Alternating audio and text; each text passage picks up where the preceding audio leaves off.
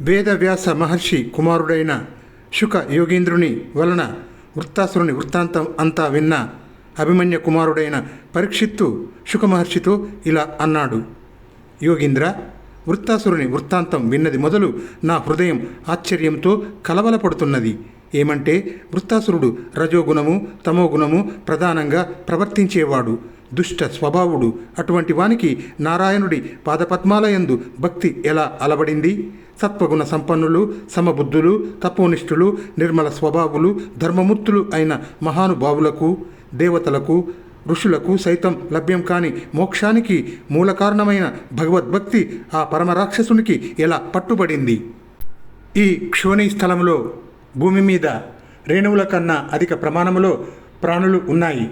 ఆ ప్రాణులలో ధర్మ మార్గాన్ని అతిక్రమించకుండా ఉండేవారు మనుషులు. అటువంటి మనుషులలో కూడా కామ ప్రవృత్తిని వదిలివేసి మోక్షాన్ని కోరేవారు చాలా తక్కువగా ఉంటారు. అటువంటి మోక్షార్థులలో సైతం మోక్షలక్ష్మిని కైవసం చేసుకున్నవారు అరుదుగా ఉంటారు. ఆ విధంగా ముక్తులైన వారిలో కూడా శాంత స్వభావం కలిగి జ్ఞానవంతులై సుగుణవంతులై శ్రీమన్నారాయణ భక్తి పరాయణులు అయినవారు నూటికి ఏ ఒక్కరో ఉంటారు. అటువంటి సందర్భంలో సకల లోక కంటకుడు, దుస్సాంగత్యము కలిగినవాడు అయిన వృత్తాసురునికి ఇంతటి దివ్యమైన జ్ఞానం ఎలా ప్రాప్తించింది? రణరంగములో ధర్మయుక్తమైన పౌరుషంతో దేవేంద్రుణ్ణి ఎలా మెప్పించగలిగాడు? ఈ విషయమంతా నాకు వివరించి చెప్పండి.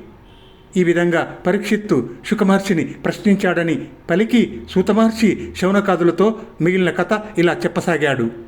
అలా పరీక్షిత్తు అడిగేసరికి శుకమహర్షి శ్రద్ధాపూర్వకంగా శ్రీమన్నారాయణ స్మరణం చేసి ఈ విధంగా చెప్పసాగాడు.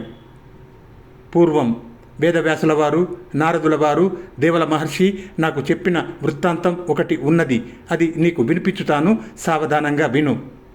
పూర్వకాలంలో చిత్రకేతువు అనే మహారాజు శూరసేన దేశాలను ఏలుతూ ఉండేవాడు. అతడు అమితమైన ఐశ్వర్యంలో దేవేంద్రునితో సమానుడు, సుగుణ భూషణుడు, యశో విశాలుడు. ఆ చక్రవర్తి ఎల్లవేళలా భూమి తన కోరిన కోరికలు తీరుస్తూ ఉండగా ప్రజారంజకంగా పాలన సాగిస్తున్నాడు. ఆ మహారాజుకు చాలామంది భార్యలు ఉన్నారు. వారందరూ చక్కని చుక్కలు, మన్మధుని పందెపు గుర్రాలో, అందాల ఆట బొమ్మలో అన్నట్లు ఉన్న ఆ ముద్దు గుమ్మలందరితో కూడిన వాడై అఖండ కీర్తి వైభవంతో ఆ చక్రవర్తి సన్మార్గవర్తి అయి రాజ్యం చేస్తూ ఉన్నాడు.